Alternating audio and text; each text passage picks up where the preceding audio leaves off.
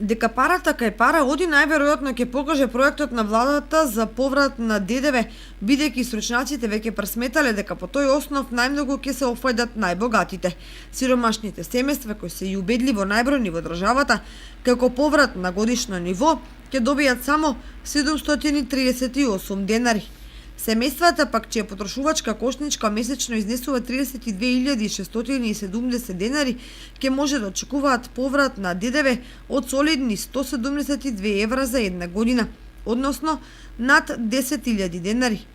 Станува збор за 4-члено работничко семејство кое нема автомобил за исхрана и пијалоци, домување, хигиена, превоз, облека и обувки, култура, одржување на здравје, годишно троши по 392.040 денари. Тоа семејство преку сметките на државата и плаќа ДДВ во износ од 1146 евра. Според тоа може да очекува поврат на ДДВ од 172 евра за една година. Социјалната потрошувачка кошничка може да ја покријат само семејствата со две просечни нето плати или со една просечна и една минимална плата.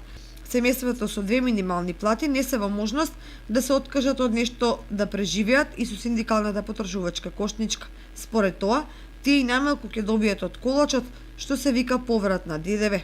Просечно нето плата во земјава земаат околу 17% од вработените, додека 75% од нив земаат плати под државниот просек. Во декември, според податоците на Државниот завод за статистика, просечната нето плата изнесувала 25.784 денари.